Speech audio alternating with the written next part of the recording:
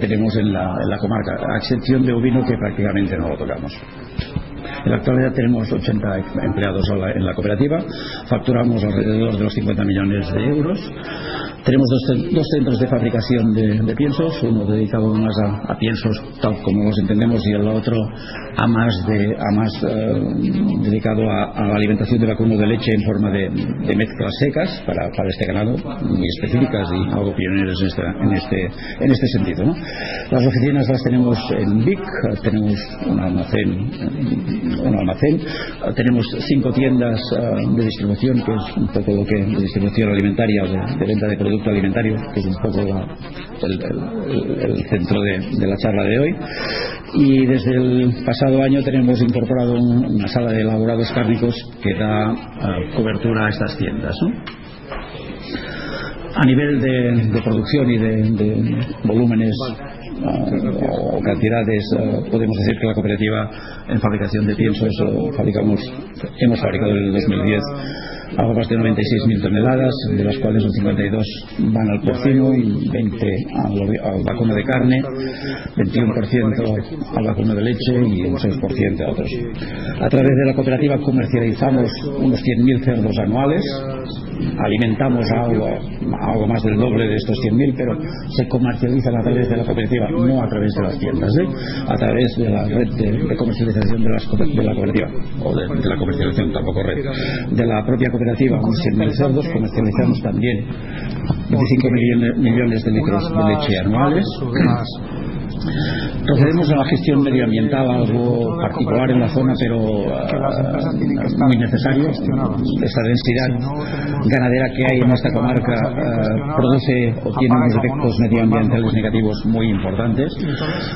Tenemos una presión social, en la comarca tenemos unos 140.000, algo menos, 130 y tantos mil habitantes, y la presión de los grupos ecologistas hacia el sector primario, el sector ganadero, básicamente es muy fuerte. Tenemos grupos ecologistas potentes que tienen su punto de mira el sector primario, y lo tienen en el punto de mira con razón, ¿no? Tenemos una contaminación de las aguas, de los cursos de aguas subterráneas por nitratos importante, y por tanto hay argumentos para indicar al sector ganadero como culpable de algún daño medioambiental, ¿no? Por tanto, la gestión medioambiental en esta zona es realmente necesaria, ¿no? Y necesaria y útil. Tenemos una farmacia veterinaria en la cual facturamos unos 800.000 euros al año, unos suministros bastante menos tiempo. Entonces ahora hay que hacer el ejercicio al revés de intentar resumir. Por lo tanto, que es un reto importante, ¿no? Pero yo haré, como decía Isidre hace un minuto ahí tomando café, sobrevive quien se adapta. Nos tenemos que adaptar todos, como empresas, como personas, y yo voy a intentar adaptarme ahora a esta situación en la que tengo que comentaros pues algunas ideas o algunas reflexiones, ¿no? Voy a resumir, voy a ir pasando las diapositivas deprisa. Espero resaltar lo fundamental, pero en todo caso queda documentación ahí y bueno, se va a poder consultar e incluso, no sé si al final está mi correo electrónico, pero si no, en todo caso a través de Iñaki, si en algún momento alguien pues quiere alguna aclaración que no surja ahora en el momento, o repasando la documentación algo que no entienda o que no comparta, pues lo podemos comentar tranquilamente. Bueno, pues ya sin más preámbulo, había estructurado la intervención pues en estas partes. Uno, presentar un poco lo que es Cooperativas Agroalimentarias, que es la organización que agrupa el cooperativismo agrario agroalimentario en España. Luego unos datos, unos rasgos del sector agroalimentario en el que trabajamos las cooperativas. Analizar un poco más en detalle qué está pasando en ese sector agroalimentario, que es lo que decía yo, análisis del entorno. Hablar un poquito también de la reforma del futuro de la PAC, que es una cosa que está encima de la mesa en este momento. Algunos datos de cómo son las cooperativas en España y unas consideraciones finales o conclusiones o reflexiones. Yo espero terminar pues para la 1:20, 1:30, pero a mí no me importa que se me interrumpa en ningún momento. O sea que no hace falta tampoco a lo mejor esperar al final. Si con algo no se está de acuerdo, pues lo podemos hacer un poco más interactivo la presentación. Lo único que pasa es que eso nos demorará, pero en fin, yo por mi parte no tengo inconveniente. Vale, pues la organización cooperativa, en España tenemos federaciones de cooperativas en casi todas las comunidades autónomas. País Vasco, en la que estamos, pero en casi todas las comunidades autónomas, digo en casi todas. Cantabria no tiene una federación de cooperativas, hay muy pocas cooperativas. En el resto de las comunidades sí que hay federaciones de cooperativas. Allí las cooperativas se asocian libremente. Tenemos asociadas en el conjunto 2.793 cooperativas y bueno, pues nosotros en Madrid lo que hacemos es que reunimos o llegan allí los representantes de cada federación en cada ámbito. El presidente de la federación forma parte del consejo rector, el gerente o el director de la federación o el secretario en vuestro caso forma parte de un consejo de gerentes que tenemos allí, y los representantes sectoriales participan en los grupos sectoriales para analizar la problemática pues del vino, del aceite, de la leche o de la carne o de los sectores que sean. Ese es un poco nuestro esquema. Ya digo, en toda España, pues en fin, los órganos más o menos normales. ¿Cuál es nuestro papel? Representar los intereses y defender los intereses del cooperativismo agroalimentario.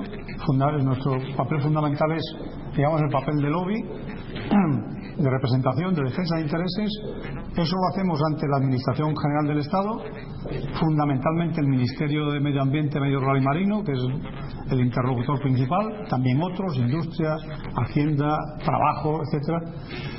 Y también canalizar la interlocución con las instituciones de la Unión Europea. Allí en la Unión Europea formamos parte de una institución que es el COPA-COGECA, que es, digamos, la Confederación de Cooperativas Europea, y también de los sindicatos agrarios, y a través de ese órgano participamos en comités consultivos con la Comisión, con el Parlamento, en fin, con las distintas instituciones para, bueno, ya digo, trasladar los puntos de vista del cooperativismo español en todos estos foros, ¿no? Tenemos departamentos sectoriales que dan cobertura a esta función política de definición de intereses sectoriales. ¿Qué decimos respecto del Real Decreto del sector lácteo que está ahora en marcha? ¿Qué opinan las cooperativas? Trasladar esa opinión, elaborarla, defenderla ante el Ministerio. Hoy mismo hay una reunión con la ministra de Agricultura, a estas horas seguramente, empezaba a las 12, pues para hablar de crisis del sector de ganaderos. Pues, sí, esa es nuestra labor fundamental. Bueno, luego tenemos otros departamentos que tocan temas más horizontales, jurídicos, fiscales, calidad, I+D+I, etcétera. Y luego, pues, servicios, formación, promoción, etcétera. Una de las cosas que hacemos es uno de los instrumentos que creamos es una cosa que llamamos el Observatorio Socioeconómico del Cooperativismo Agrario Español, porque las empresas cooperativas como tal en el Instituto Nacional de Estadística no aparecen como un hecho diferencial. Formamos parte del conjunto de empresas del sector y por lo tanto no hay una estadística específica del cooperativismo, no hay datos del cooperativismo. Los registros de cooperativas son datos muy obsoletos, antiguos, poco actualizados, y por lo tanto, si queremos saber qué hay de verdad en el cooperativismo agroalimentario, lo tenemos que averiguar nosotros mismos. Y eso lo hacemos a través de este trabajo en el que participan todas las federaciones. Cada 3 años hacen una encuesta, una muestra estadística de cooperativas, que es un trabajo tedioso, pero que al final es importante porque nos permite saber qué está pasando, cómo están evolucionando las cooperativas. Y cada año pues hacemos un directorio con unos datos básicos, y eso nos permite saber cómo van evolucionando las cooperativas y saber pues si vamos en línea o no, qué pasa con otros países europeos, si vamos en relación con ellos, con el resto de las empresas de las industrias del sector, etcétera. Es importante. Ya sé que es pesado, al que le toca complementar la encuesta dirá, ya están aquí otra vez, pero es importante porque es la única fuente de información que tenemos sobre nosotros mismos. Bueno, y ese estudio lo revestimos de información diversa, fuentes primarias como esta y otras secundarias, y bueno, elaboramos una serie de informes que nos permiten un poco saber qué pasa en el cooperativismo en España. Bueno, algunos datos del sector agroalimentario. Lo pasaré muy rápido porque yo creo que esto está en los libros y en las estadísticas, pero en fin, es un sector importante, a lo mejor no tanto en términos de PIB o de empleo, aunque luego veremos que si lo consideramos agregado el agrario y el agroalimentario ya es otra cosa.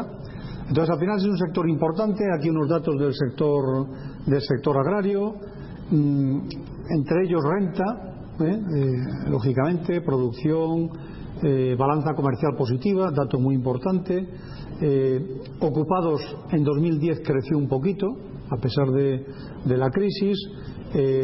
Somos el 21% del valor añadido bruto de la Unión Europea, el sector agrario español, casi el 20% de la superficie agraria útil. Por lo tanto, en fin, es un sector relevante dentro de la Unión Europea. Somos un país relevante en agricultura en la Unión Europea y aportamos el 2,4% del PIB español, del PIB nacional, ¿no? Uno de los datos de la renta agraria, la renta de los agricultores, pues ya veis cómo ha evolucionado, no demasiado bien, ¿verdad? Estamos ahora en 2010, que ha vuelto a bajar, aunque la gráfica no aparece, ha vuelto a bajar respecto a 2009, según la primera estimación, un 2,7%, en niveles más o menos de 1995, a precios constantes, ¿no? Que yo creo que da un poco una idea de qué está pasando en nuestro sector. Yo creo que es un termómetro interesante respecto de qué está pasando en nuestro sector.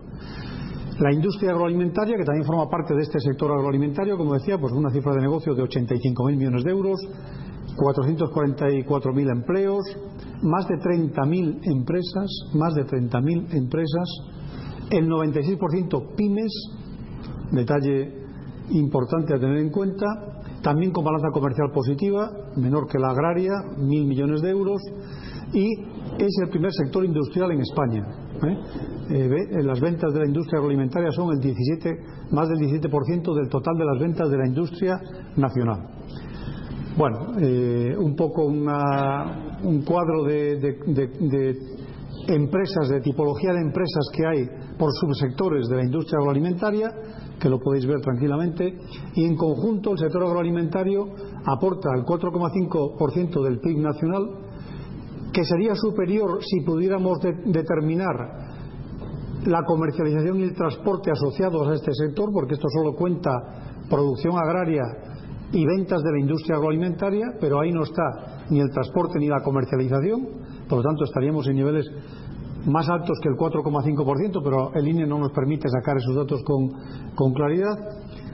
Emplea también el 4,1%, pero además de estos datos económicos y de empleo, pues digamos es el motor de 7.000 municipios rurales que ocupan el 80% del territorio, en los que viven 10 millones de habitantes, el 25% de la población de España. Por lo tanto, es un sector estratégico,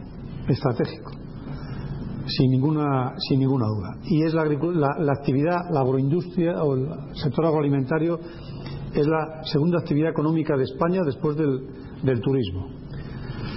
Bueno, pero ¿qué está pasando? ¿Cómo está funcionando este sector agroalimentario? ¿Qué elementos del sector me han parecido a mí destacables? Habrá otro seguro, a tener en cuenta para hacer un poco una radiografía de qué está pasando. Bueno, pues me he fijado en unos cuantos elementos. Uno, globalización de la economía, ¿no? En fin, ya no tenemos que hacer un esfuerzo por explicarnos a nadie que estamos en una economía globalizada, pero eso hace 2 o 3 años no lo entendíamos tan fácil. Hablábamos de la globalización y tal, pero parecía que era una cosa que no iba exactamente con nosotros, ¿no? Y yo creo que en los últimos 3 años, desde 2008 acá, hemos sufrido la globalización de forma, digamos, descarnada, ¿no? En 2008, cuando se produjo la primera crisis alimentaria mundial por la elevación de los precios de las materias primas, pues vimos que nuestro mercado de los cereales y nuestros precios de los cereales tenían poco que ver con lo que pasaba aquí, con lo que nosotros producíamos o cuál era nuestra producción, o si había habido buena cosecha o mala cosecha, ¿no? Y hoy, pues, a pesar de estar en niveles de producción en los sectores ganaderos más o menos en una tendencia más o menos estable, y que tenemos unos precios de mercado que están en la media de los 5 últimos años, pues se nos incrementan los costes de producción de forma brutal en 10 meses, sin que eso tenga que ver ni con la evolución del consumo aquí, ni con la evolución de la producción nuestra, ni con la evolución de nada, digamos, que esté al alcance de nuestras manos, ¿no? Por lo tanto, estamos en una economía global en la que, en fin, hay una interdependencia total. Ya digo, no hace falta que nos esforcemos en explicarlo, ¿no? Ya hemos visto incluso también pues toda la crisis financiera mundial. Ahora de repente se producen acontecimientos en el norte de África que tampoco imaginábamos hace 5 meses y alteran absolutamente los mercados. En fin, la verdad es que estamos en un mundo ya pues absolutamente conectado, en el que nuestro mercado local es más una consecuencia que una causa de él. Nuestro mercado local baila al son que toca el mercado global, y eso es importante conocerlo y comprenderlo y darse cuenta de que estamos en otra dimensión y que por lo tanto las fórmulas que posiblemente nos valían hasta hace unos años probablemente cada vez valen menos o nos dejan indefensos, no nos sirven para afrontar los problemas que tenemos ahora. Bueno, pues esto de la globalización trae volatilidad de precios, trae apertura de mercados. Nuestro mercado interior ya no es el mercado de nuestros productos, es un mercado global donde vienen. Además, nosotros que estamos en el primer mundo económico, pues somos una zona del mundo muy atractiva para todas las producciones. Aquí somos unos consumidores que pagamos los demás los productos que consumimos, por lo tanto muy atractivo para todo el mundo, por lo tanto nuestros productos se ven con más competencia interna que se veía en el pasado. Este aumento de competencia tiene que ser compatible con nuestro modelo europeo de producción, que luego hablaré un poquito más despacio de él, pero que es un modelo de producción caro, muy exigente en cuestiones de seguridad alimentaria, de calidad, de bienestar animal, de medio ambiente, pero que eso tiene contrapartidas de costes de producción. Y entonces tenemos que competir en nuestro mercado interno con productos que al menos sospechamos que no cumplen o no tienen que cumplir las mismas condiciones, y por lo tanto ahí hay un problema de competencia importante. Pero también, como se decía antes, pues este mercado global ofrece oportunidades. Bien es cierto que oportunidades para quien las puede aprovechar. Las oportunidades son para quien las puede aprovechar. Están ahí, pero no siempre están al alcance de nuestras manos, etcétera. Entonces, bueno, hay oportunidades efectivamente, y en el medio largo plazo pues hay una previsión de crecimiento de la población mundial fuerte, potente, aunque también es verdad que ese crecimiento de la población mundial no se va a producir en Europa, que la previsión es más bien una reducción de la población de aquí a 2050 de un 3%, sino que se va a producir en Asia fundamentalmente, en África, en América fundamentalmente. Por lo tanto, en zonas muy alejadas de nosotros, y por eso decía que las oportunidades son para el que tiene capacidad para aprovecharlas, porque evidentemente pues hace falta estar posicionado en aquellos mercados, y si no, pues en fin, algún efecto tendrá, pero secundario, ¿no? Bueno, pues en todo caso hay oportunidades. Decía, modelo europeo de producción muy exigente. Por un lado, nos hace ya, como decía antes, competir en nuestros mercados interiores con productos que se pueden producir a costes más baratos que los que nosotros producimos aquí. Pero además en nuestros mercados exteriores tenemos que competir con esos productos también más baratos, no solo en el mercado interior, sino en los exteriores. Y luego encima tenemos una paradoja europea, que es, bueno, este modelo europeo de producción es consecuencia, se supone, que de la demanda del consumidor, del habitante europeo, pero sin embargo el habitante europeo, cuando va a la tienda, uno de sus principales criterios de elección de productos es el precio. Tiene poco que ver con una producción, digamos, de calidad, de seguridad, en fin, hay una paradoja. Yo creo que hay, como decía Isidre antes, hay un papel importante a explicar y a comunicar a la sociedad que yo creo que no se está haciendo en la medida adecuada, ¿no? Otro elemento que en fin, afecta a este sector agroalimentario es la crisis económica y financiera.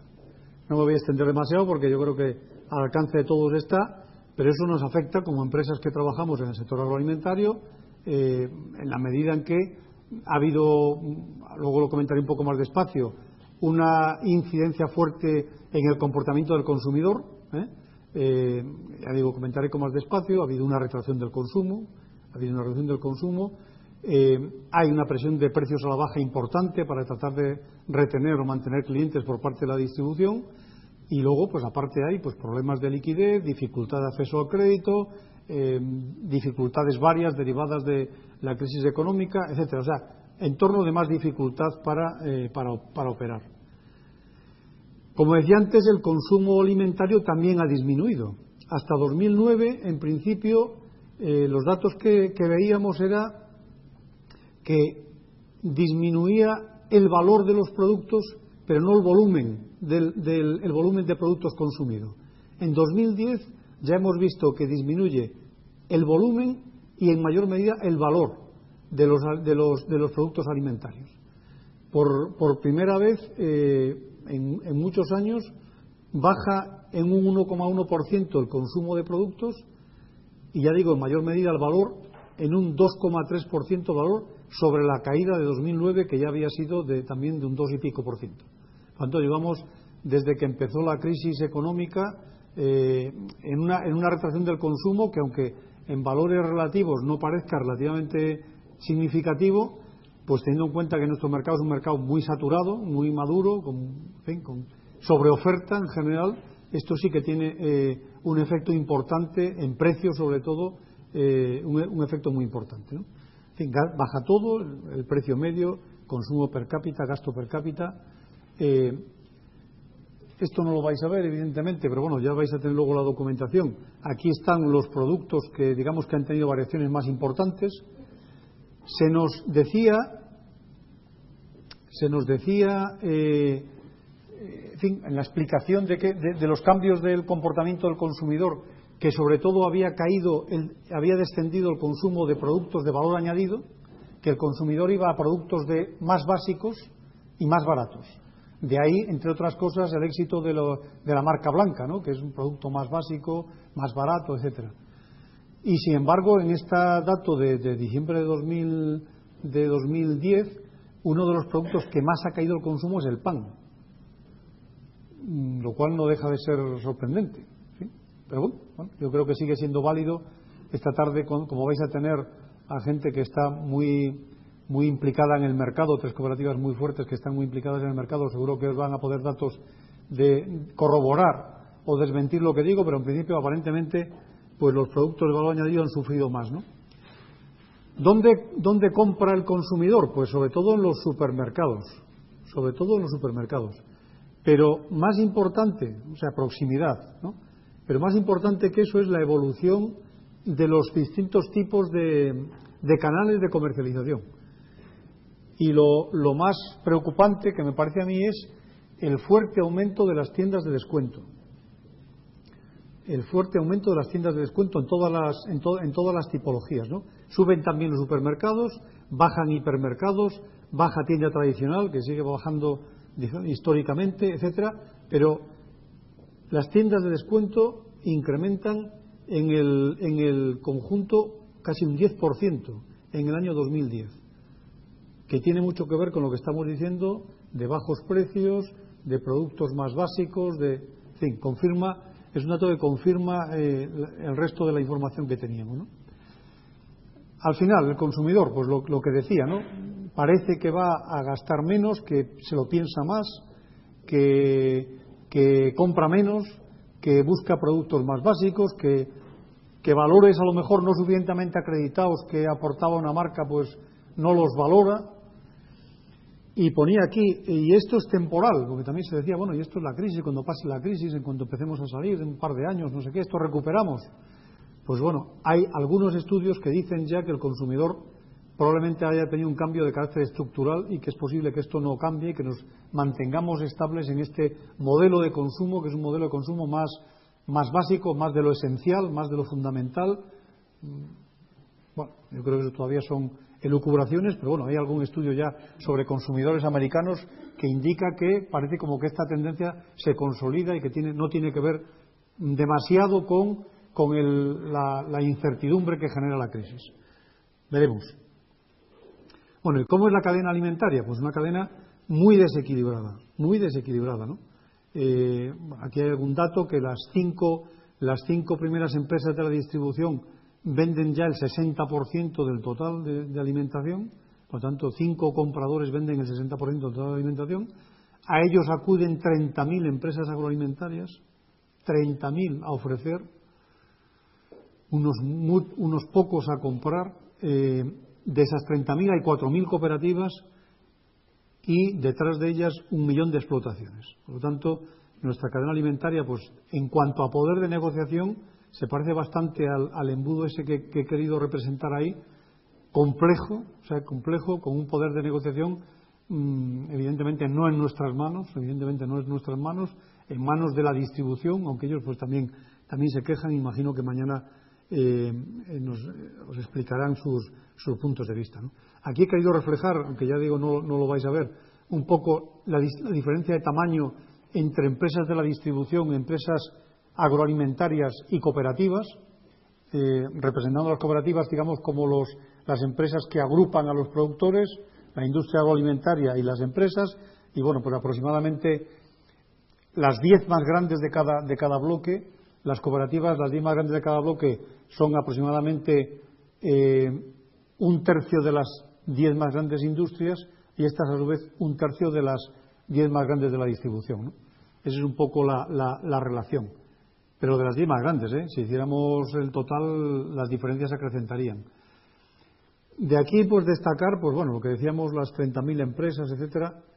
El tamaño medio de la empresa agroalimentaria es 2,8 millones de euros, diríamos casi microempresa agroalimentaria. Las cooperativas agroalimentarias un poquito más, 4,6, pero no saldríamos del tamaño micro. Como decíamos antes, 96% pymes. Y la evolución en los últimos 10 años es que las empresas de la industria agroalimentaria han multiplicado su facturación, cogiendo las 10 más importantes, por 4 en 10 años, y las de la distribución en 10 años por 11.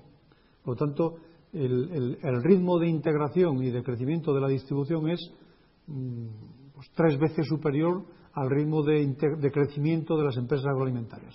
Y eso explica pues el embudo que veíamos antes, ¿no? Otro elemento de la cadena alimentaria es la marca de la distribución, ¿no? Que es un fenómeno que se está desarrollando de forma espectacular y que era creciente, es la parte de abajo del gráfico, que era creciente, pero es que de 2007 a 2010 ha pasado de ser el 28,9% de las ventas al 40% en 2010. Es decir, hay un salto que rompe la tendencia al alza. Y este gráfico es muy interesante porque representa un poco la cuota de mercado de las marcas líderes en la parte de arriba. Abajo es la cuota de mercado de las empresas, la marca blanca, la marca de la distribución, y el resto, la banda del medio, que es una banda decreciente, es la cuota de mercado que se tienen que repartir las empresas que no son líderes y que no fabrican para la distribución. Por lo tanto, es una cuota de mercado decreciente en la que la competencia cada vez es más brutal, más fuerte, más compleja, y eso tiene consecuencias en todo, ¿no? Precios, etcétera, en rentas.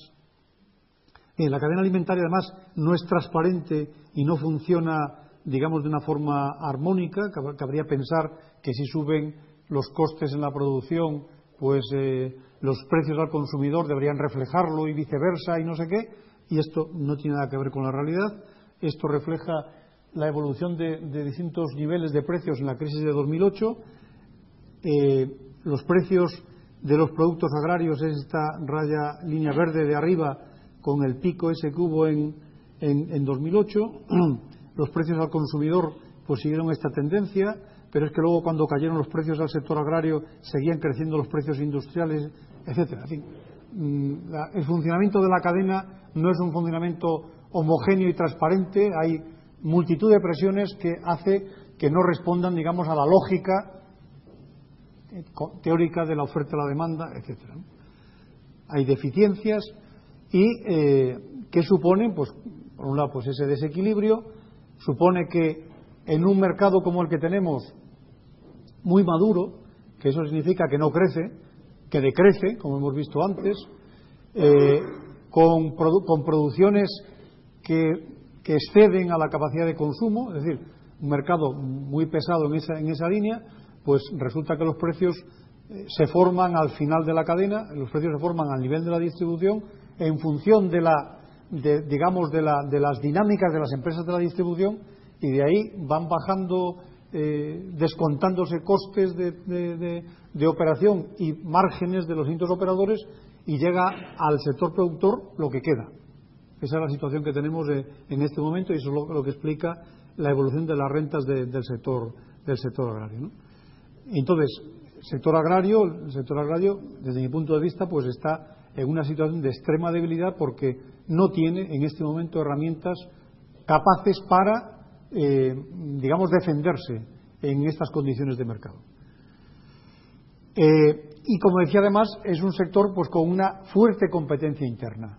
En este contexto de crisis económica y de reducción de capacidad adquisitiva, consumo estancado o más bien decreciente, como hemos visto, hay una enorme cantidad de empresas, decíamos esas 30.000, solamente en cooperativas, tengo datos de las cooperativas, que al final son unidades, porque decimos a veces las cooperativas elaboran el 70% del aceite de oliva. Ya sé que no es un producto de aquí para vosotros muy relevante. O se dice el 40% de la leche, que es un producto más próximo, sí, pero entre 100 y pico cooperativas, que cada una lo comercializa como puede. Es decir, no hay una fuerza de mercado de un 40%. Hay una fuerza de mercado de un 40% disgregada en 100 y pico unidades. Entonces, pues, aceite de oliva, en fin, ese 70% de la producción nacional lo venden entre 800 almazaras cooperativas, que tiene una dimensión media de 1,9 millones de euros de facturación. Y frutas y hortalizas, pues que somos el 30 y tantos o el 40% del total de la producción nacional, lo venden entre 680 cooperativas, y así sucesivamente. Entonces, que compiten entre sí en el mercado, ¿eh? Por lo tanto, hay una gran competencia, una gran cantidad de operadores que competimos entre nosotros, y que, bueno, pues una situación de debilidad, como decía antes. Bien, hasta ahora sobrevivíamos más o menos en este mercado, que esto no es de ahora, o sea, que ya estas grandes cantidades de empresas y el tamaño de la distribución no apareció ayer. Esto viene produciéndose en la última década o en los últimos 25 años, ¿no? Por lo tanto, no apareció ayer. Pero sí que ha habido un cambio sustancial que es relativamente reciente, tampoco de ayer, pero relativamente reciente sí, que es un cambio importante en la PAC. En la PAC, después de que, luego lo comentamos, de que se implanta la Agenda 2000, desde los 2000 a los 2006-2008, se va implantando el nuevo modelo de PAC que cambia el sistema de apoyo anterior. Había un sistema de apoyo al mercado con una serie de mecanismos de regulación del mercado, sistemas de intervención, restituciones a la exportación, aranceles a la importación. Había una serie de mecanismos que permitían, establecer un suelo a los precios agrarios, y eso cambia con la Agenda 2000. Se sustituye ese sistema de gestión de mercado por un sistema de ayudas directas, y se van desmantelando los mecanismos de gestión del mercado. Eso, ya digo, cobra plena vigencia a partir de 2007-2008, más o menos viene a coincidir con la crisis, y por lo tanto, pues ahora estamos en un modelo de PAC distinto que no asegura, que no tiene mecanismos para asegurar un suelo de precios. Y ese es un cambio sustancial. Ese sí que es un cambio sustancial, relativamente reciente, que nos coloca en un escenario completamente distinto del que teníamos hasta hace relativamente poco.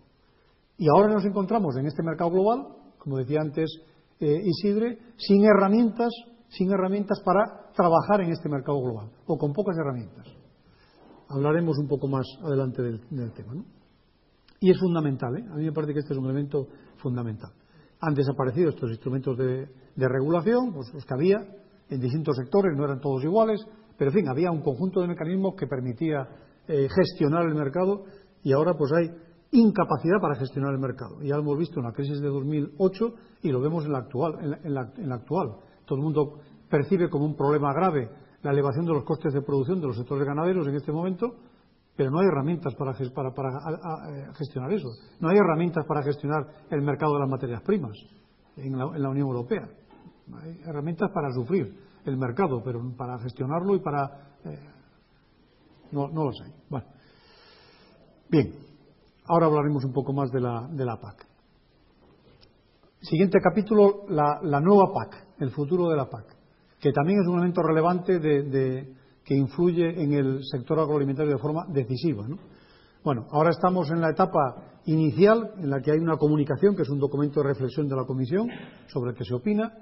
En junio de este año se aprobará el presupuesto de la Unión Europea para el periodo 2013-2020, elemento clave, porque ahí va a venir ya la dotación financiera de la PAC y del resto de las políticas de la Unión Europea, y eso condiciona.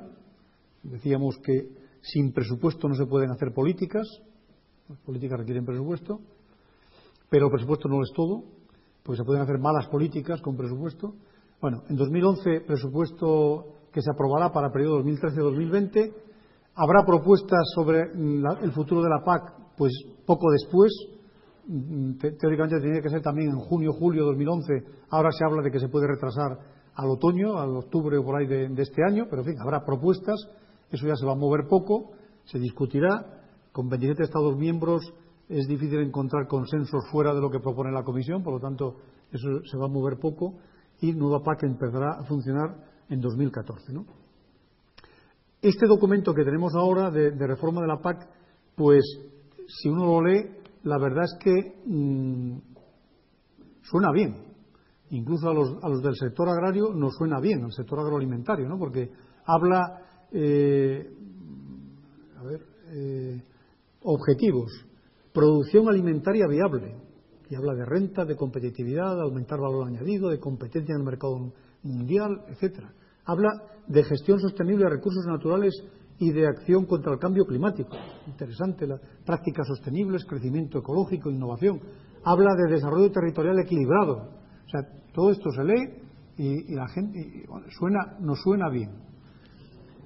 Peligro. Le ha sonado bien también a otros que tienen intereses que no coinciden para nada con los nuestros. Medioambientalistas, en fin, otros grupos de presión que normalmente tienen una posición que no se aproxima demasiado a la del sector agroalimentario. Entonces, la duda es de si no es un documento que está muy bien escrito, pero, en fin, que no sabemos de qué forma es muy compatible que todo el mundo quede contento, ¿no? Eso es difícil de alcanzar. Pero bueno, los objetivos enunciados están impecables. Se habla de cambiar en alguna medida el sistema de pagos directos, se habla de que hay que hacer una redistribución, que no se puede mantener las referencias históricas que tenemos ahora. Se habla de que tiene que haber una renta base y luego unos estratos de ayuda por una serie de compromisos determinados. Se habla de reforzar un componente ecológico de la ayuda. Eso es lo que le hace ver a los ecologistas bien la propuesta. Como no define demasiado qué es el componente ecológico, los demás pues estamos un poco a la expectativa. Se habla de destinar los pagos directos a agricultura activa, agricultores activos. Suena bien, pero no está concretado, etcétera. Algunos cambios en el sistema de ayudas. En medidas de mercado, fundamentalmente lo que dice es vamos a mantener los instrumentos de gestión de mercado actuales. No plantea vamos a recuperar mecanismos de gestión de mercado, vamos a mantener los actuales, lo que están planteando, que actuarán como una especie de red de seguridad. ¿Eso es suficiente? No sé. Vemos que sobre todo en épocas de crisis complicado. Y la política de desarrollo rural pues habla de destinada a la competitividad de la agricultura, que eso suena bien, a la gestión sostenible de recursos naturales, al desarrollo territorial equilibrado. Ya digo, en principio suena bien, pero en todo caso estamos ahora mismo en un documento de reflexión sobre el que poner, digamos, entrar en detalles que no aporta el propio documento, y esos detalles, digamos, son los que están negociándose ahora en Bruselas, digamos, en la fase preliminar, para intentar que la propuesta que haga la Comisión, la propuesta legislativa, pues sea una propuesta acorde a los intereses de cada uno de los Estados. 27 Estados, los países del este, los nuevos Estados, lo que piden es redistribuyamos las ayudas, los de la antigua UE15 lo que digamos, oye, dejemos las cosas más o menos como están, en fin, ahí habrá un equilibrio difícil, y todo esto sin saber cuál va a ser el presupuesto, ¿no? Aunque aparentemente no hay demasiada preocupación, la gente dice, bueno, yo creo piensan que se puede mantener el presupuesto actual. ¿Qué opinamos nosotros sobre la reforma de la PAC? Pues nos parece que hay que afrontar de manera decidida un reequilibrio de la cadena alimentaria, lo que hemos dicho antes del embudo y de cómo se forman las rentas. Nos parece que hay que afrontar de manera decidida el reequilibrio de la cadena alimentaria, ya entraremos un poco más de detalles, y que hacen falta instrumentos de gestión de mercado, porque sin instrumentos de gestión de mercado ya vemos que lo difícil que es movernos en este mundo global, y va a ser difícil mantener rentas de los productores sin instrumentos de gestión de mercado. Esa es nuestra visión del tema, ¿no? Las ayudas directas, estamos de acuerdo que se dediquen al que hace, al que trabaja, a la agricultura activa. Creemos que se puede trabajar en vincular las ayudas directas a integración en la cadena de valor. Nos parece que el café para todos, la ayuda a los productores, digamos, distribuida, desde luego con referencia histórica no, pero con otros criterios, nos parece que es desaprovechar oportunidades de política agraria para vertebrarnos. Creemos que deberían vincularse los pagos directos a la pertenencia a organizaciones de productores, a vertebrar el sector, a darle armas al propio sector para defenderse en este mercado global. Y el segundo pilar creemos que se debe dedicar fundamentalmente a la mejora de la competitividad. Otros objetivos también, pero fundamentalmente a la mejora de la competitividad, porque es un reto fuerte el que tiene el sector dentro y fuera de la Unión Europea en este mercado global, ¿no? Bueno, algunos datos de cómo son las cooperativas en España. Unas 3.500 cooperativas en España, con un número más o menos estable, bastante estable, sobre todo cooperativas de primer grado, las barras azules, las rojas cooperativas de segundo grado, las verdes cooperativas de explotación comunitaria de la tierra, el grueso cooperativas de primer grado, que tienen una facturación que en 2009 descendió un poco respecto a 2008 a 18.300 millones de euros, baja un 3%, en línea con que manejamos productos agrarios que han descendido de valor en el mercado. En fin, una evolución pues básicamente estable, como veis, pequeño crecimiento, que damos empleo a unos 80.000 trabajadores, entre fijos y trabajadores de temporada, con un empleo creciente en cooperativas de segundo grado, bastante estable en las de primero. Y bueno, pues aquí esto agrupa, perdón, estoy yendo al revés,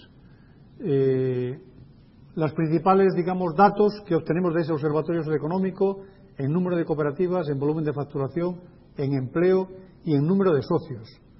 Más de 1 millón de socios en las cooperativas. Es verdad que muchos duplicados y que muchos inactivos.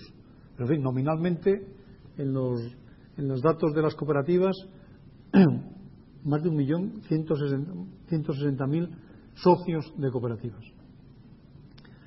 Bueno, el tamaño medio de esas cooperativas, lo habíamos visto antes, 4,6 millones de euros del total, del conjunto. Decíamos microempresa. Evidentemente eso esconde realidades muy diferentes. Las 25 primeras cooperativas tienen una facturación media de 165 millones de euros, las 50 primeras 111, las 650 primeras 27 millones de euros. Hay todas las demás que facturan cantidades muy pequeñas. El 16% factura el 75% del total. Ese es un poco el dato de cómo estamos. Las 10 primeras de las cooperativas de segundo grado facturan el 58% total del segundo grado. O sea que hay cierto grado de integración. Esto es la evolución de cómo ha evolucionado la facturación en distintos sectores.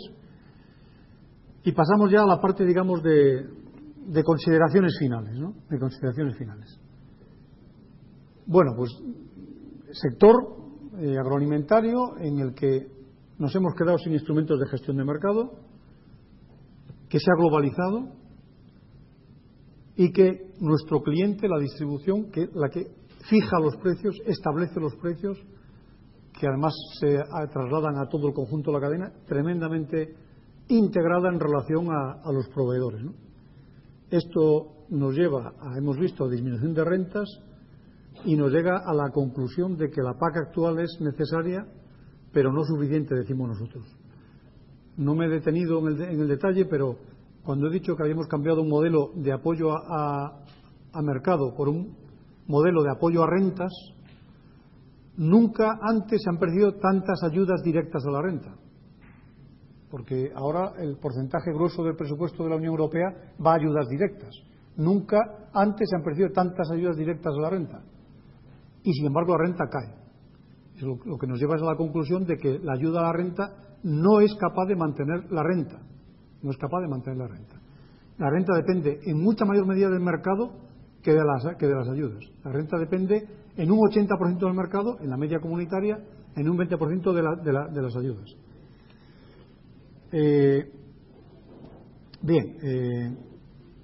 Grandes rasgos del sector. Esto nos lleva, como decíamos, a una crisis agraria, que ya no me voy a detener porque la hemos explicado, ¿no? Ha caído la renta, va disminuyendo la población agraria, la renta de la Unión Europea, y veis el bajón que pegó desde 2007 a nivel de la UE 15, baja la producción agraria, baja la producción animal, baja el número de explotaciones. Es decir, tenemos un sector que está sufriendo la crisis de manera importante, ¿no? Menos población activa, más envejecida, se reduce la actividad, hay una reducción de la rentabilidad importante, estamos en el mismo nivel de renta real que en 1995, como decíamos antes, en una situación difícil. La propia Comisión Europea, la Unión Europea, reconoce que hay una crisis a la que pretende dar respuesta con ese documento de la PAC del futuro, ¿no? Las causas, pues lo hemos dicho: eliminación de instrumentos de gestión de mercado, liberalización, apertura de mercados, desequilibrio de la cadena agroalimentaria y las ayudas a las rentas que no son capaces de sostener las rentas, ¿no? Pero esta crisis es igual para todos, nos afecta a todos en la misma medida. No veréis la gráfica sobre todo los que estáis lejos, pero esto es un poco en los distintos modelos de cooperativismo que tenemos en la Unión Europea, que básicamente hay tres modelos: modelo nórdico, con cooperativas muy grandes, con una facturación por cooperativa de miles de millones de euros. Recordemos que la nuestra está en 4,6, la media, 1.300 en Dinamarca, 1.000 en Holanda, 370, 200, facturación media por cooperativa en los países del norte. Hay un modelo centroeuropeo, Francia, Alemania, con cooperativas intermedias, pero en todo caso que tienen facturación media por cooperativa de en torno de los 20, de entre 10 y 20 millones de euros por cooperativa, media de todas, y nosotros que estamos en 4,6, con Italia, Grecia, etcétera. Por lo tanto, las estructuras con las que cuenta el sector para afrontar ese mercado global no son las mismas en los mismos estados dentro de la Unión Europea, dentro de la misma PAC, dentro de la misma política agraria, ¿no?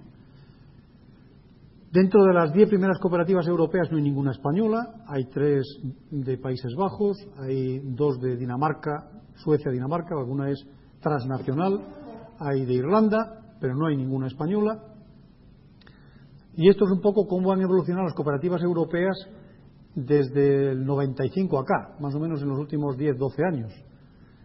Ya tenían niveles de facturación mucho más fuertes que nosotros, pero vemos que hay saltos más que significativos. Hay facturaciones que más que se han triplicado en 12 años, o se han cuadriplicado en 12 años en las principales cooperativas europeas. Se mueven, como digo ahí, se están moviendo, se están preparando, se están adaptando a ese mercado global y han entendido que la dimensión es un elemento clave de esa competitividad. Y aquí recuerdo nuestro cuadro de macromagnitudes, ¿no? Mirar cómo van las cooperativas de la Unión Europea y los saltos que pegan, sobre todo las principales. Nosotros aquí no son los datos de las principales, es la evolución media, pero en fin, tenemos una tendencia estable, incluso decreciente en el último ejercicio, fruto de la crisis de la Unión Europea, ¿no? Y esto tiene consecuencias en las rentas y tiene consecuencias en el mercado.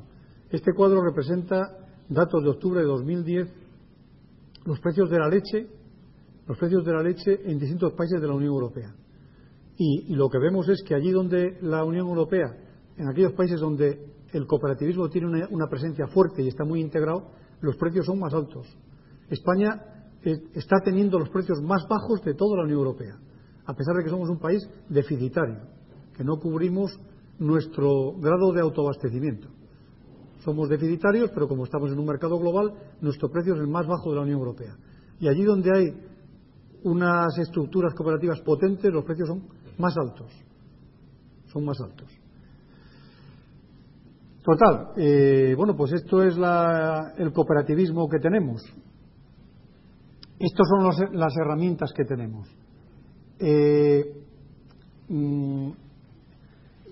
Yo creo que tenemos un cooperativismo que es reflejo de nuestros productores, que es reflejo de nuestra sociedad, que es reflejo de nuestros políticos, que es reflejo de nuestro sistema agroalimentario. Es decir, no somos bichos raros, estamos, digamos, en orden a lo que es nuestro sector agroalimentario. El problema es que a nosotros no nos vale. La diferencia es que una industria, una empresa agroalimentaria no cooperativa, su negocio es que la suma de sus ventas sea mejor que los costes de sus compras. O sea, una empresa agroalimentaria, si puede comprar barato y vender un poquito más, cubriendo sus costes de transformación, sus cuentas salen, sus cuentas funcionan. Y la distribución, pues tiene su negocio. Pero en nuestro caso, que somos empresas de agricultores y que nuestro objetivo es defender las rentas de los agricultores, a nosotros no nos vale con comprar barato y vender como podamos. Nuestro fin no es ese. No estamos cumpliendo nuestro fin. Las cooperativas están comprometidas con la rentabilidad de las explotaciones de los productores. Si las explotaciones de los productores no son viables, no tendremos cooperativas, tendremos otro tipo de empresas. Cooperativas no. Entonces, a nosotros no nos vale la misma receta que a los demás. Es decir, en este nuevo mercado, en estas nuevas condiciones, para nosotros hay una exigencia que otros no tienen, que es la exigencia de la rentabilidad del sector productor. Por eso entiendo que para nosotros tenemos una mayor responsabilidad y una mayor dificultad.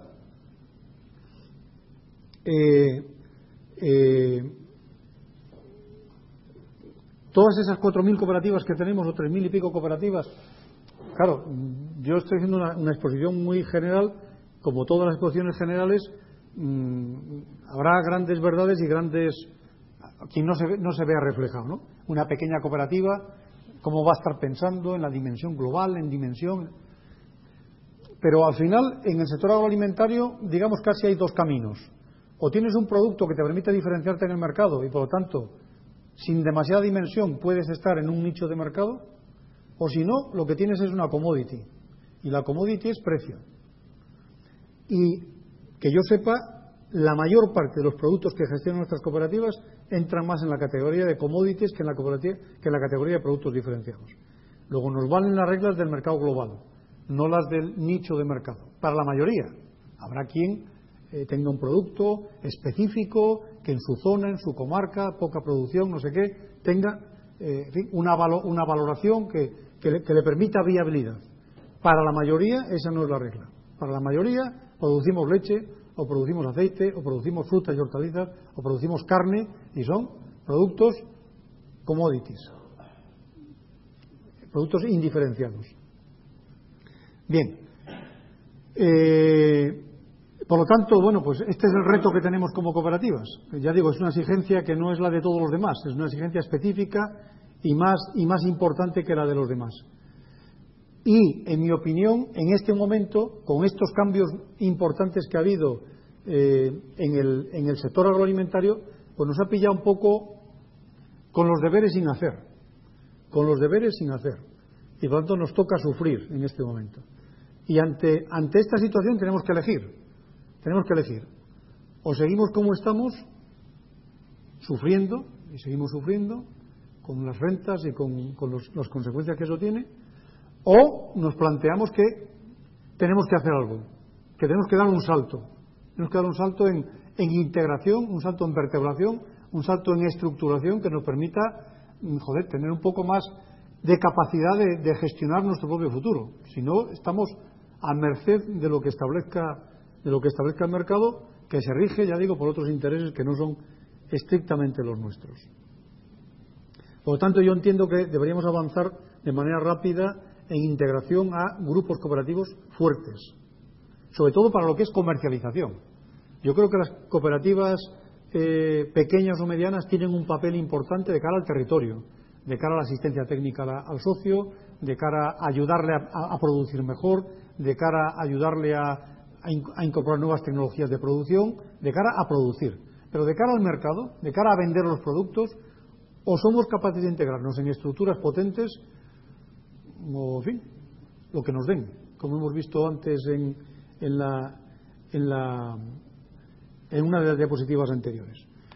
Nosotros hicimos hace unos años un plan estratégico del cooperativismo, no de nuestra organización, sino del cooperativismo. Hicimos una reflexión, en fin, con gente de las cooperativas importantes, nosotros mismos, etcétera, y nos llevó a la conclusión de que teníamos que trabajar en 4 ejes importantes, que era cultura empresarial, comprender el mercado, ser conscientes de que somos una empresa, que la cooperativa es una empresa con unas particularidades, con unos objetivos importantes, específicos, pero como una empresa y que tiene que competir con el resto de las empresas, comprender el mercado fundamental, estar mirando al mercado continuamente, que hace falta dimensión, lo que decía antes, dimensión, sobre todo para productos indiferenciados, que es la mayoría de lo que trabajamos, la dimensión es un factor clave de éxito. Hay que tener un esfuerzo permanente de competitividad, de eso os han enseñado, creo, bastante a lo largo de estos meses en este curso. Tenemos también que comunicar hacia adentro, importante, a los socios. Los socios tienen que formar parte del proyecto empresarial. El proyecto empresarial no se puede desarrollar a pesar de los socios, como vimos muchas veces, y por lo tanto hay que tener instrumentos de gestión de la comunicación hacia el interior, que muchas veces los olvidamos, pero también al exterior, porque tenemos valores, como decía Isidre antes, y tenemos que hacerlos valer, etcétera. Bien, hicimos un plan estratégico que no me voy a detener en él, vais a poder ver alguna reflexión sobre los ejes, pero creo que tenemos ahora una oportunidad importante en orden a lo que decía antes de la vertebración, de dar un salto en nuestra estructura de comercialización. La Unión Europea, que reconoce que hay una crisis, que no va a dar marcha atrás en lo que a instrumentos de gestión de mercado se refiere, no va a dar marcha atrás, lo más que puede hacer es mantener lo que hay. Se ha dado cuenta de que esta política ha sumido al sector agrario en una crisis y tiene que buscar fórmulas, tiene que buscar soluciones para intentar, digamos, poner herramientas a disposición del sector que le permitan sobrevivir. No van a venir las soluciones por la vía de la intervención pública, los instrumentos de gestión del mercado, sino que las soluciones parece que van a venir, apuntan hacia instrumentos de gestión del propio sector. Ha lanzado una idea que es organizaciones de productores, que ya existía en la reforma de la PAC, ya existía sobre todo en la OCM de frutas y hortalizas, que se creó a mitad de la década de los 2000. Ahí se crean las organizaciones de productores con una filosofía de que la propia empresa esté en el mercado, etcétera, orientación al mercado, pero circunscrito exclusivamente al sector frutas y hortalizas, y ahora están lanzando la idea de organizaciones de productores en todos los sectores. De momento, digamos, están probando la idea en el sector lácteo. Sabéis que con la crisis del sector lácteo de los últimos meses o años se creó un grupo de alto nivel allí en Bruselas para reflexionar cómo hacer frente a esta situación, y allí llegaron a la conclusión de que una de las varias medidas, una de ellas, vertebrar el sector a través de organizaciones de productores. Bien, yo creo sinceramente que es una de las últimas oportunidades, y lo decíamos, o la última oportunidad que nos queda de engancharnos al tren de las herramientas de gestionar por nuestros propios medios el mercado. El Ministerio de Agricultura ahora tiene un proyecto de Real Decreto para la leche, en el que, entre otros elementos, aparece la figura de la OP, de la Organización de Productores. Nosotros creemos que tiene que tener determinadas características, tiene que ser una organización de carácter empresarial, dimensionada, fuertemente dimensionada. No nos valen las dimensiones actuales, y que, en fin, sea un poco lo que permita vertebrar el sector y defender los precios del sector. Yo, sinceramente, confío en que es una oportunidad que se nos brinda, que no deberíamos de desaprovechar como cooperativismo, porque estamos llamados a ese objetivo y tenemos ahora una herramienta que deberíamos aprovechar. Ya digo, porque los instrumentos de gestión pública no van a volver. La Unión Europea no da marcha atrás en no solamente por compromisos internos, sino por compromisos externos de la Organización Mundial de Comercio. En fin, no podríamos volver aquí a convertirnos en un islote de proteccionismo, los vientos no van por ahí y por lo tanto no va a haber marcha atrás, y por lo tanto el sector es el que tiene que, digamos, autogestionarse o intentar autogestionarse con las herramientas que pongan a su disposición. En fin, he intentado adaptarme al tiempo, me he ido un poquito más allá, pero como decía Isidre esta mañana, no lo tenía puesto aquí y me alegro que coincida, nos tenemos que adaptar. Los cambios son importantes, sobrevive el que tiene capacidad de adaptarse, no como decía él, el más grande o el que tiene capacidad de adaptarse, y es un reto para nosotros permanente el de adaptarnos a las condiciones del mercado y no tarde, lo antes posible. Muchas gracias.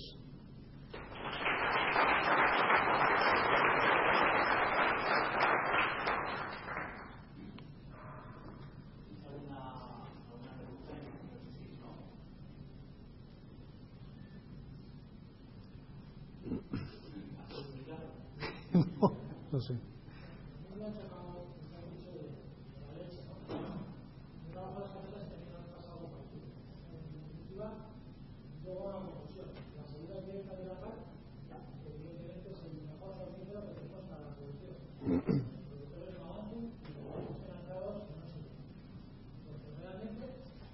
Somos deficitarios de la leche.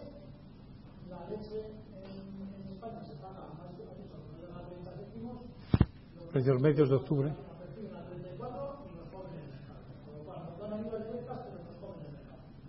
Una ayuda directa que da a nuestro productor sirve para que ellos compren sin pagar nada en el mercado de su mercado. No sé, pero si tú has dicho en la descripción que las ayudas directas efectivamente son importantes, no han sido, pero para mí que es una mano de doble filo.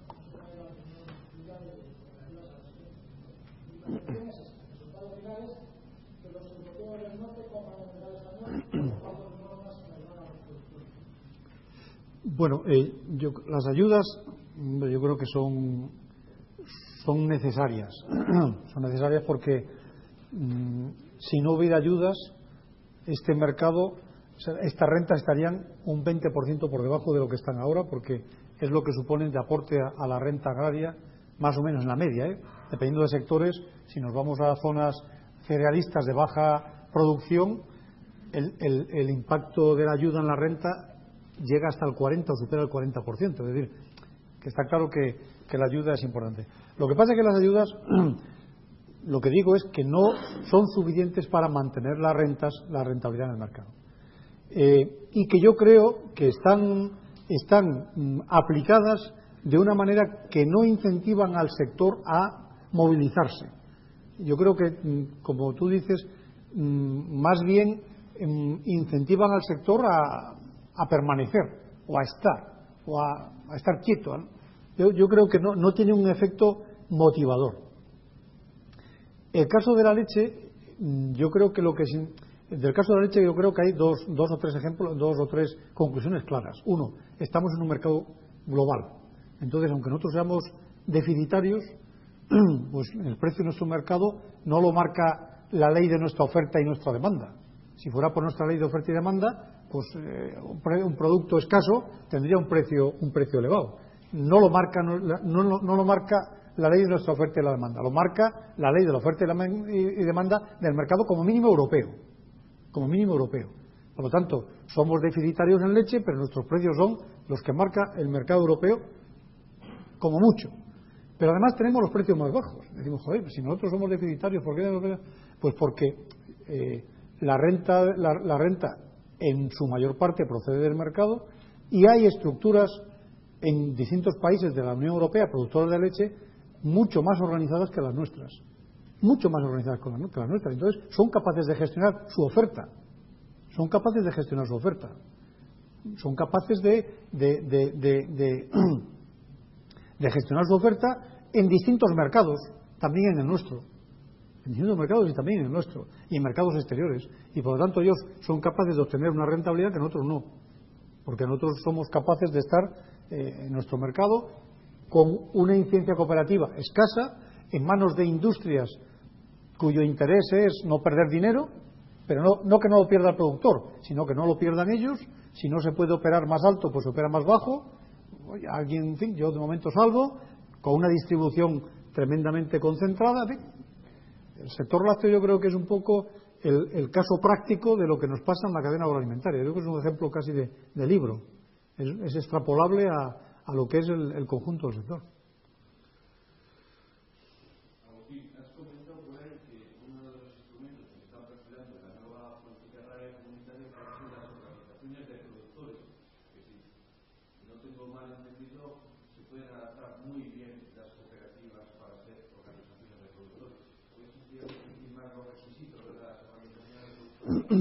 Pues, a ver, yo creo que una organización de productores tiene que ser como una cooperativa. Porque nosotros defendemos que las organizaciones de productores sean empresas de los agricultores. Primer detalle importante, en frutas y hortalizas tuvimos algunos ejemplos que eran empresas de los comercializadores que se camuflaban de organización de productores con proveedores. Nosotros pensamos que tienen que ser empresas de los agricultores con vinculación patrimonial en un proyecto empresarial, como es una cooperativa, y con determinados requisitos, en fin, de gestión democrática, en fin, compromiso de continuidad, etcétera, pero con una diferencia con nuestras actuales cooperativas, que es la dimensión. Si convertimos en OPs las cooperativas que tenemos ahora, estaremos donde estábamos. Vuelvo al caso de la leche, que es el que se está discutiendo. Tenemos cooperativas, tenemos algunas cooperativas importantes en el sector lácteo, Central Lechera Asturiana, Iparlat, lo tenéis aquí, Coap, son tres grandes cooperativas del sector lácteo, pero que tienen una dimensión que no les permite incidir de manera significativa en el mercado de la leche. Aún así son los que mejores precios están pagando a los ganaderos. Hemos podido comprobar que estas cooperativas grandes son capaces de pagar mejores precios porque tienen una cierta capacidad de gestión. Pero aún así, si convirtiéramos en organizaciones de productores y aún si fueran estas grandes, en fin, no nos iría mal. Pero joder, si convertimos en OP a una cooperativa que factura 4,6 millones de euros y que mueve no sé qué, pues estamos donde estábamos. Yo creo que la oportunidad es dar un salto. Una OP tiene que ser algo que sea como una cooperativa, pero de una gran dimensión, que tenga capacidad de incidir en el mercado, que tenga capacidad de operar en toda la cadena alimentaria, que tenga capacidad de estar en distintos mercados y que, por lo tanto, pues tenga herramientas para moverse en este mercado globalizado.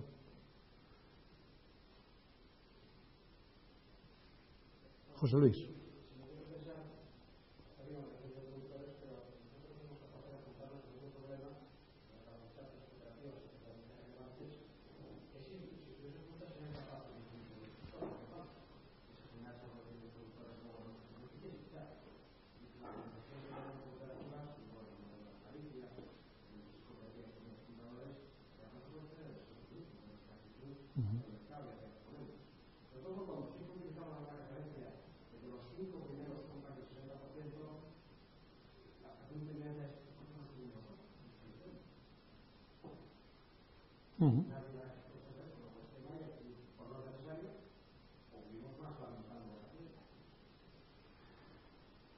Yo creo que más lo segundo que lo primero, ¿no? Anoche cenábamos Isidre y yo y yo creo que comentábamos esto mismo, ¿no? Que nos hemos instalado cómodamente en la queja en la crítica, en echar la culpa a otros, en que me arreglen el problema y mucho menos en tomar decisiones. Yo creo que eso forma parte un poco de la no sé si es un poco de la cultura española, de la cultura hispano-española, ¿no? Alguna vez cuando hablamos con los europeos que tienen estas cooperativas tan grandes, y alguna vez pensamos, bueno, ¿y por qué ellos tienen cooperativas tan grandes y nosotros las tenemos tan pequeñas? ¿Es que son ellos más listos que nosotros o qué es lo que pasa? Y ellos lo que suelen responder es que ellos se creen menos listos que nosotros. Y como consecuencia de considerarse menos listos, menos capaces, son más conscientes de que necesitan, digamos, la unión. Nosotros yo creo que nos creemos más autosuficientes y nos pensamos que individualmente funcionamos y podemos funcionar. Entonces, yo creo que hay una parte de componente cultural, hay una parte de estructura. Esto se ha vertebrado de una manera y los cambios de vertebración son difíciles porque a nuestros cambios de vertebración hay otros que se oponen. Hay mucha gente que no le interesa que nosotros nos organicemos y harán lo posible para que no nos organicemos. ¿A quién no le interesa? A nuestros competidores. Viven cómodos con una producción poco organizada. Eso es cómodo para el que tiene que operar en el eslabón siguiente. Pero a nuestros homólogos europeos tampoco les interesa que nos organicemos. Viven bien con un mercado nuestro desorganizado al que pueden derivar cuando les viene bien sus excedentes y a los precios que les viene bien, etcétera. Es decir, hay mucha gente interesada en que nosotros no nos organicemos. Y luego yo creo que también hay un factor importante, y es que nuestros políticos, cuya función es hacer política, pues están demasiado instalados en el corto plazo, están demasiado instalados en lo cómodo, que es repartir café para todos, que es mucho más fácil que decir voy a priorizar y voy a destinar los recursos públicos a fortalecer un modelo de explotación o un modelo de empresa o un modelo de vertebración sectorial, porque eso exige dar muchas explicaciones. Al que le das, no, sobre todo al que no le das. Y bueno, ¿qué te voy a decir a ti que sabes, y a todos los demás que vivimos ejemplos muy inmediatos de decisiones políticas que no van en la línea de vertebrar, que no van en la lógica de darle al sector armas para que se defienda, sino que van en otras lógicas que no tienen nada que ver y que van en contra? Entonces, pues al final es un conjunto de circunstancias de todo tipo, y también de nuestra propia incapacidad para tomar decisiones, y también, sin ninguna duda, ¿no? Yo creo que tenemos unas cooperativas muy orientadas al producto y al productor, muy orientadas al producto y al productor, muy poco orientadas al mercado, y por lo tanto están en función de la producción y del producto, y por lo tanto pues las decisiones que se toman no están en función del mercado y de las necesidades del mercado. En fin, al final es un conjunto de múltiples circunstancias que nos tiene donde estamos y como estamos, ¿no?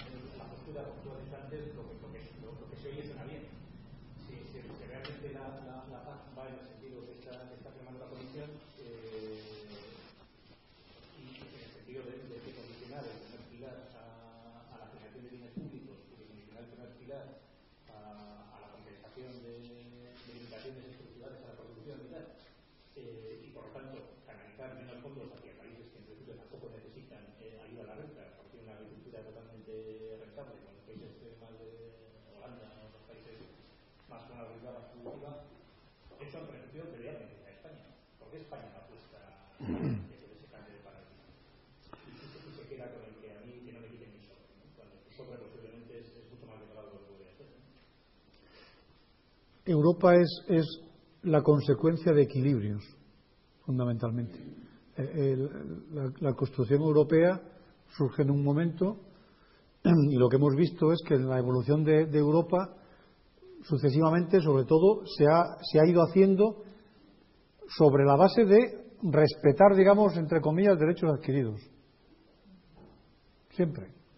Sobre todo en la PAC, ¿no? Que es una de las, o la única política común que hay, que nos permite medir lo que se ha ido haciendo en la Unión Europea. Lo que hemos visto es siempre equilibrios. Entonces, lo que propone la Comisión, claro, y equilibrios, ¿por qué? Pues porque antes éramos 6, luego 12, luego 15, ahora 27 Estados miembros. Allí cada uno va a defender su interés particular. Yo imagino que el holandés no volvería muy cómodo a su país si tiene que ir a decir, pues, en fin, entendemos que hace falta el dinero de la PAC en otros estados y hemos aceptado que nos rebajen un 25% el sobre. Lo mismo que no volvería España aquí a defender que, bueno, Rumanía necesita más ayuda y entonces hemos aceptado que nos va. Nadie acepta un recorte, pero es que en España nos pasa igual con las comunidades autónomas. Y las políticas que se han aplicado aquí en España son, oye, pues si hay 1.000 más, lo vamos a repartir proporcional a lo que ya había. No priorizando un modelo de nada, ni de sector, ni de explotación, ni de empresa, ni de cooperativa, ni de nada. Bueno, pues vivimos en el mundo este de que todo el mundo tiene que salvarse y por lo tanto pues la forma, digamos, entre comillas, de salvarse es que no pierda.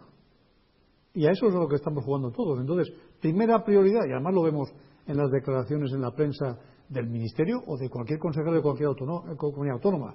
Primera prioridad, no podemos perder ni un euro en el futuro de la PAC. Bueno, para que nadie pierda ni un euro en el futuro de la PAC, se tiene que dar todo como está. Pues es lo que hay. Yo creo que es difícil en Europa, con la Europa que tenemos, que haya un modelo diferente. Pero es que con la España que tenemos tampoco hay un modelo diferente. A ver qué consejero es lo que vuelve a explicar que es que hacía falta. Ayer lo comentábamos. Hoy, en la reunión que hay con la ministra, encima de la mesa, una de las alternativas que había para hacer frente a la crisis de los sectores ganaderos es, oye, vamos a aplicar las ayudas que hay en el artículo 68, no sé si lo conocéis, en el artículo 68 de la OCM única hay un artículo que establece unas ayudas específicas que están aplicadas ahora al ovino, al vacuno, a la leche, a los cereales de bajo rendimiento. Hay un conjunto de ayudas específicas para sectores que se ha entendido que tienen alguna dificultad, alguna particularidad. Y alguien ha dicho, joder, pues ahora que los cereales están altos, quitémoslo yo a los cereales y vamos a pasarla a los sectores ganaderos. Bueno, aparte de las dificultades de pasar una ayuda agroambiental a sectores que no tienen base territorial, es que eso rompe el equilibrio de distribución de fondos entre comunidades autónomas. Es que el porcino no está distribuido homogéneamente en España, y es que en cuanto adoptas una medida, cambias el equilibrio de distribución de flujos financieros. Yo no puedo aceptar que me quiten porque es un modelo que tenemos. Entonces, bueno, difícil cambiar el paradigma.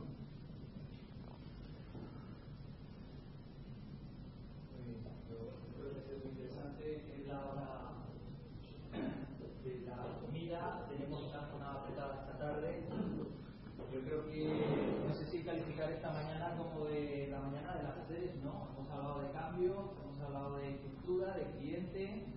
Agustín nos está hablando ahora de la comunidad en la que parece que está anclado una parte del sector, ¿no? Y de la visión cortoplacista, ¿no? Todo esta mañana. Pues, Agustín, muchas gracias por tu participación, ha sido un placer. Vamos a ir ahora abajo a comer y vamos a